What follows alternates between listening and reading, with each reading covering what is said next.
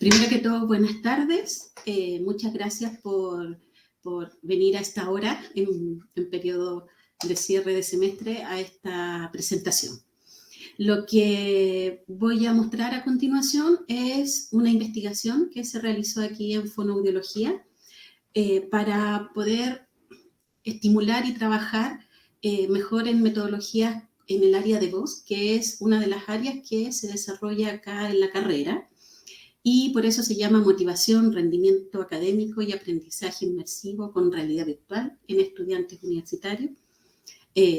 Como está ahí, mi nombre es Fabiola Marín Garrido y se hizo en la asignatura de alteraciones de la voz.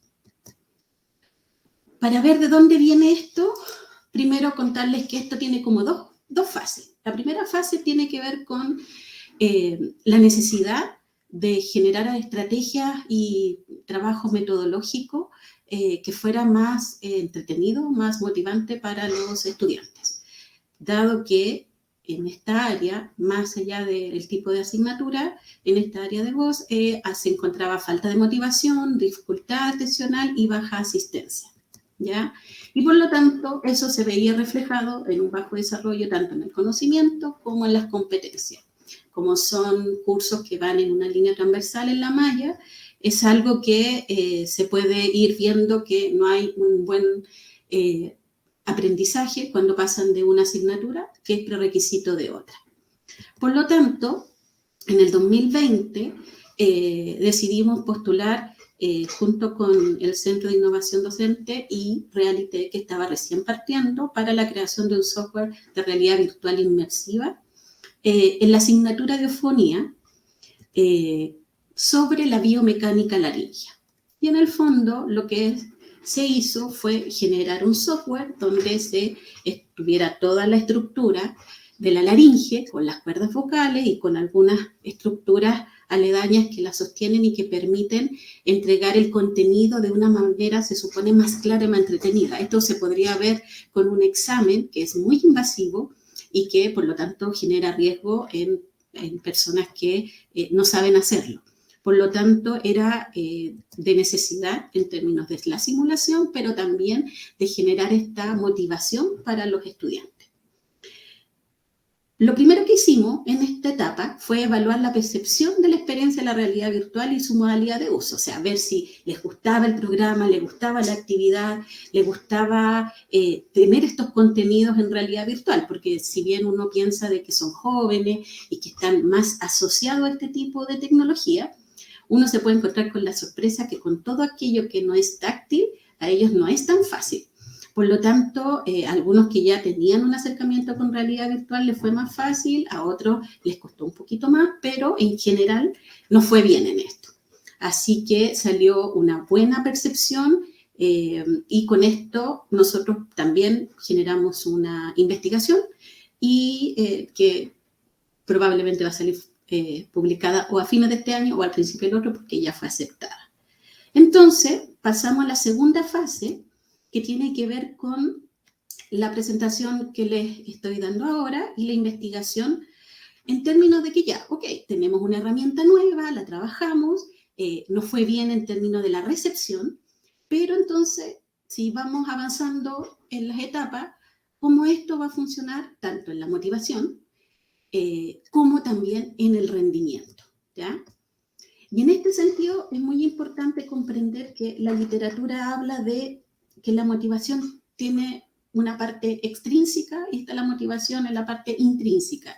Y en esta motivación, cuando uno habla de la parte extrínseca, es como la que estamos acostumbrados a ofrecer una recompensa a cambio de algo, ¿ya? O evitar el castigo, hacer algo para evitar el castigo. Y la intrínseca tiene que ver con aquella motivación que se refiere específicamente a aquello que me gusta hacer, aquello que me genera placer, aquello que me motiva por iniciativa propia, ¿ya?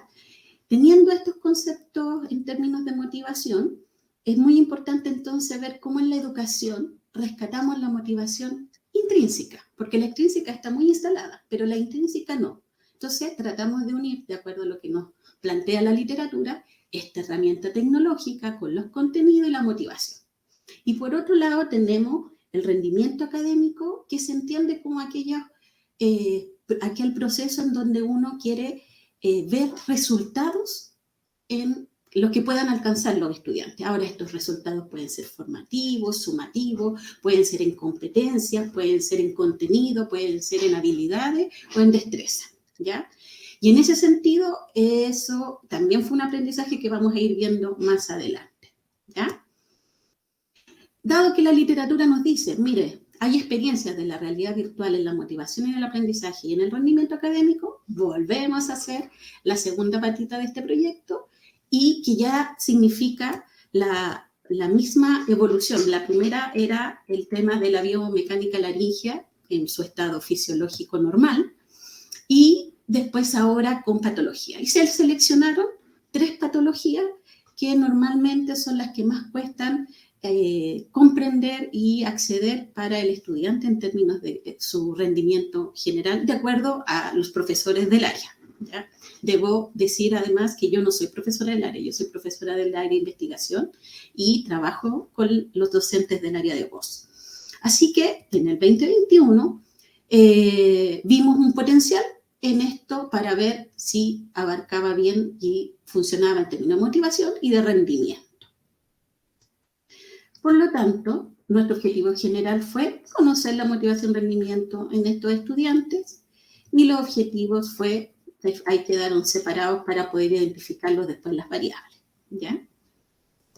Posteriormente, el proceso, como todo proyecto, tuvo su proceso de postulación, después fue aprobado por el Comité de Ética Institucional de la universidad, dado de que necesitábamos también el proceso de consentimiento informado para ser aplicado en los estudiantes, fue de participación voluntaria, no fue ningún proceso ni obligatorio para nada, sobre todo por el contexto que estábamos en la época. Así que se aplicaron 2 instrumentos posteriores a la actividad que generaba la actividad académica. Primero, la bibliografía, la evidencia nos decía que el taller o la actividad de realidad virtual tiene que ser complementaria a algo, no funciona por sí misma, ¿ya?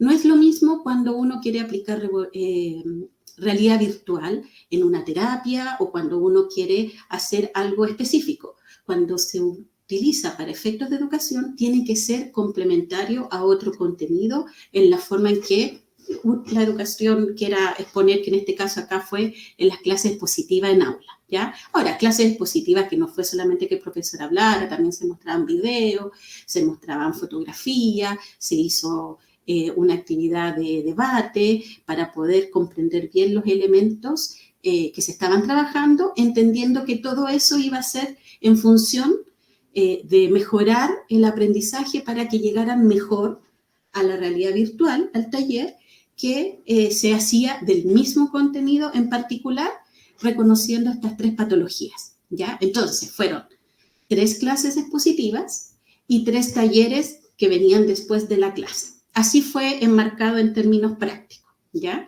Y posterior a eso se generaron los 2 instrumentos que se aplicaron, que fue una pauta de evaluación con escala Likert para la motivación, que fue online, se mandó un link, fue totalmente anónimo en términos de la recepción de la respuesta. Fue una encuesta que con estos estudiantes que eran 25 estudiantes que participaron, tenemos una evaluación del instrumento que tuvo una validación que fue de un alfa de Cronbach de 0,9 y un KMO de 0,6. En ese sentido, funcionó bastante bien. Y después, para el tema del rendimiento académico, se usaron casos clínicos. Y ahí los docentes se preocuparon de que fueran casos validados, que fueran pautas de evaluación que permitieran medir lo que queríamos medir para poder representar después los resultados que les vamos a mostrar, ¿ya? ¿Cuáles fueron estos resultados? En términos de la motivación, los resultados de la encuesta fueron, por un lado, en términos de autonomía, porque la literatura nos decía que un elemento, un aspecto importante de la motivación es la capacidad que tiene el estudiante de hacerse responsable de su propio aprendizaje. Y que cuando siente que está aprendiendo, se siente mucho mejor y le genera placer, le genera sentimientos de motivación. Entonces, reflejado en eso y revisando varios estudios, llegamos a este tipo de afirmaciones. Ellos tenían que responder y aquí tenemos los resultados. En términos generales, podemos ver que entre el de acuerdo y el muy de acuerdo fueron básicamente lo que quedó en mayoría en la respuesta. Sin embargo, cuando quiero ver en el desacuerdo, fue muy poco.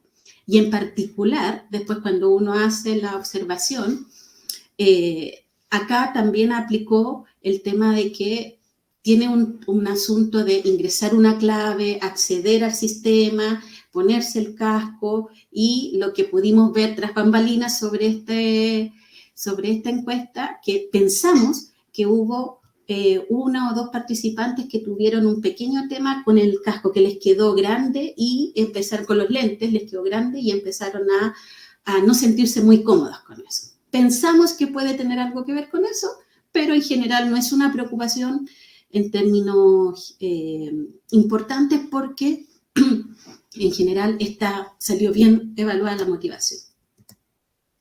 Después la interacción, que tiene que ver cómo se desenvuelve el estudiante.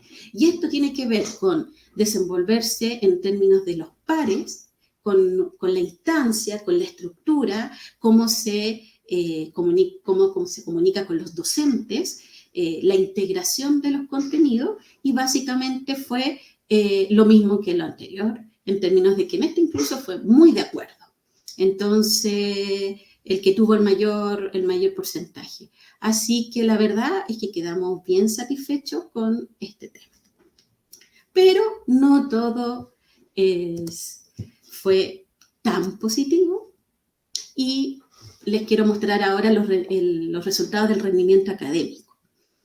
Nosotros no trabajamos con nota, sino que esta pauta tenía logrado o no logrado en términos de elementos específicos. Era un caso que se presentaba, asociaba a cada una de las patologías, y ellos tenían que identificar primero el caso completo, que es lo que era, quiénes estuvieron bien, y después tenían que identificar algunas cosas. En términos generales, lo que les puedo compartir acá es que la patología del sulcus tuvo un 33% del caso completo logrado, tal cual la parálisis de cuerda vocal y la disfonía musculotensional fue más baja.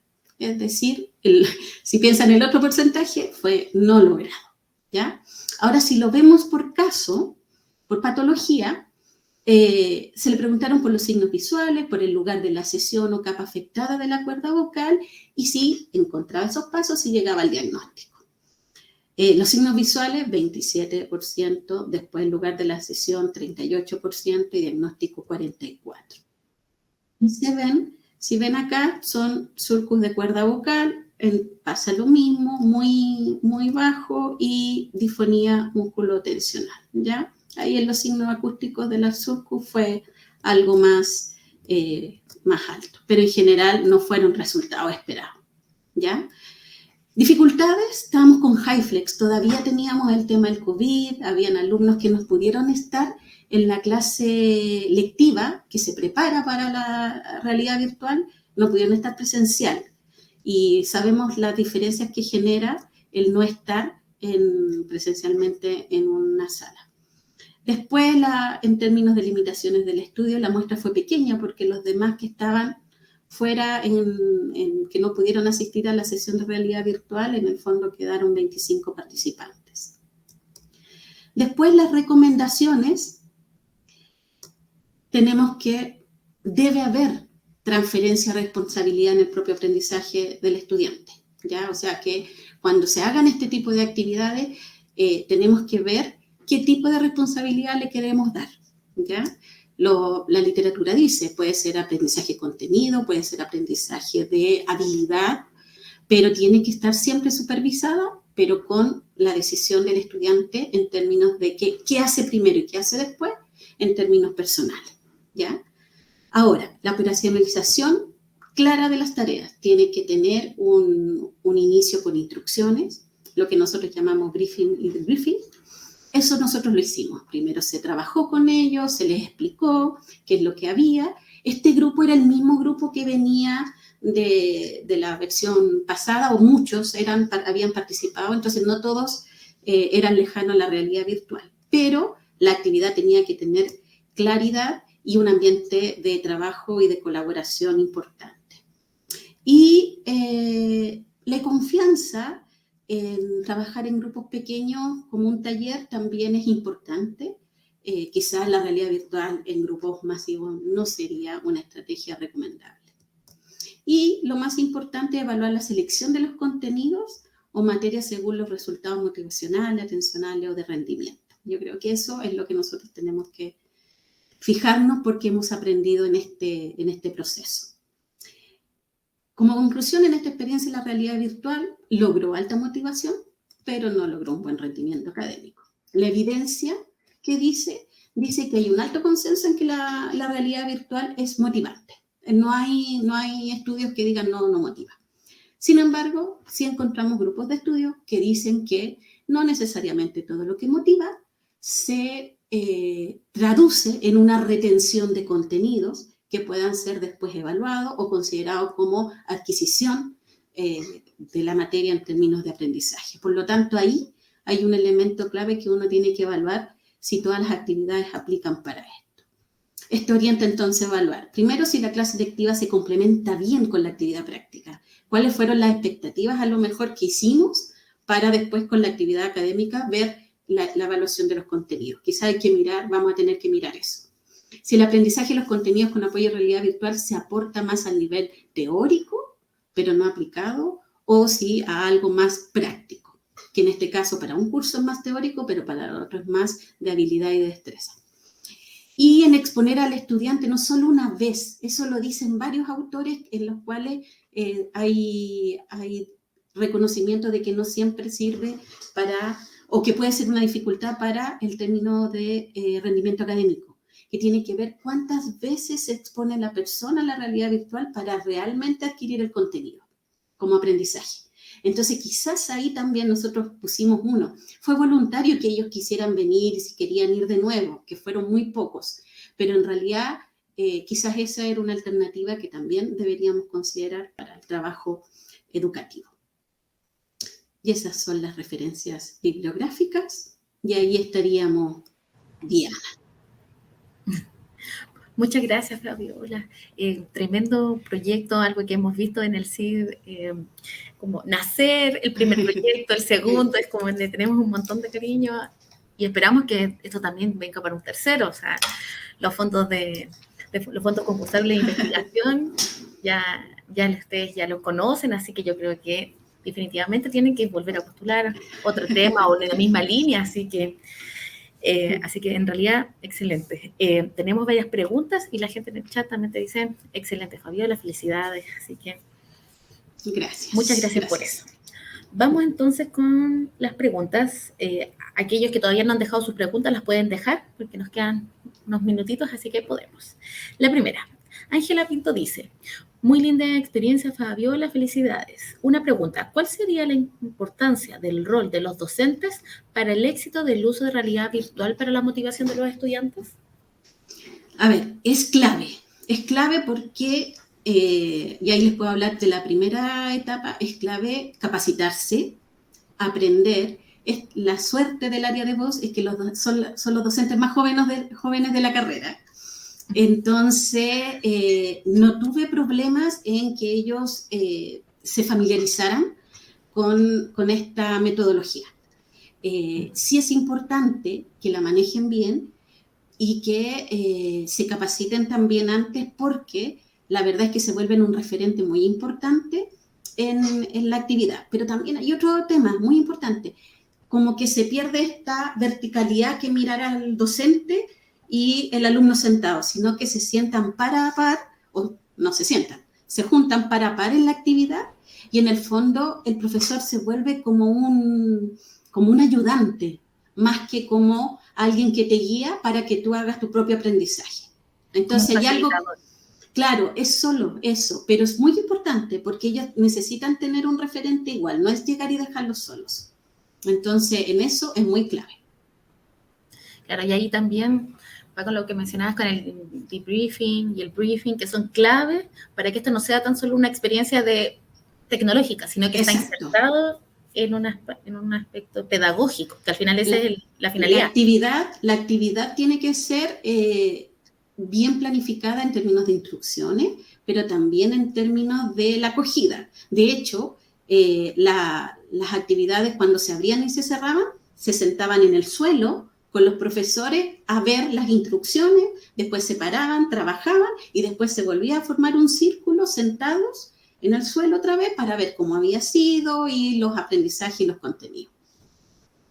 Claro, es como poner al estudiante al medio de su proceso de aprendizaje y saber también en el mismo momento, bueno, qué pasó, qué faltó, y para ir mejorando en el proceso. Exacto. Genial. Ya, vamos a la siguiente. Hola, mi duda es de Nicole. Hola, mi duda es la siguiente. ¿Cómo los resultados obtenidos en rendimiento? ¿Cuál es el plan a seguir en términos de evaluación de las actividades y de su contenido? Ya. Vamos con los profesores. Bueno, esta información le fue entregada al coordinador del área de voz, porque tenemos que revisar, hay dos cosas importantes. Primero, revisar cómo fue la clase en términos de la estructura y cuán énfasis se les dio a estas 3 patologías dentro de la clase y cuál era la expectativa del docente en función de la actividad que realiza otro docente, porque acá fueron 3 docentes distintos cada clase y después todos los otros que estaban en la actividad. Entonces, quizás ahí hay que mirar cómo conversan más esto. Quizás las expectativas fueron más altas de lo que se esperaba y la evaluación también, o sea, esta pauta del análisis caso clínico, quizás hay que pensar desde el inicio ese caso clínico para darle un sentido desde la clase teórica pasando por la actividad práctica, para que no se encuentre con el caso clínico así como si yo me aprendí esto, pero ¿cómo lo aplico? Y ahí es donde está la pregunta si la actividad está programada para que se aprenda un contenido teórico, o sea, yo me aprenda cuáles son las características de la patología, o realmente quiero poder encontrarla y visualizarla y hacer un diagnóstico de la patología, que no es lo mismo. O sea, en el fondo la habilidad de mirar la laringe y las cuerdas y decir, tiene un surcus, tiene problemas en las cuerdas vocales. Y yo creo que entre eso, que parece muy fácil, no lo es. Quizás en eso tenemos que fijarnos mejor. Así que está todo en proceso de reevaluación porque se repite ahora en el segundo semestre. ¡Qué genial! Ahí necesitamos entonces la siguiente idea. Claro. Resultado. Bueno, en honor al tiempo, darte gracias, Fabiola, por presentar tu experiencia y los resultados de la investigación y así también cómo ha ido como transitando, porque también, como tú dices, mostrar como también las cosas no tan bonitas o como tú decías, de que a lo mejor los resultados no esperados, es parte también de un proceso investigativo. Así que de verdad te agradecemos mucho y que además va a ser un tremendo puntapié para seguir mejorando la investigación. Así que muchas gracias.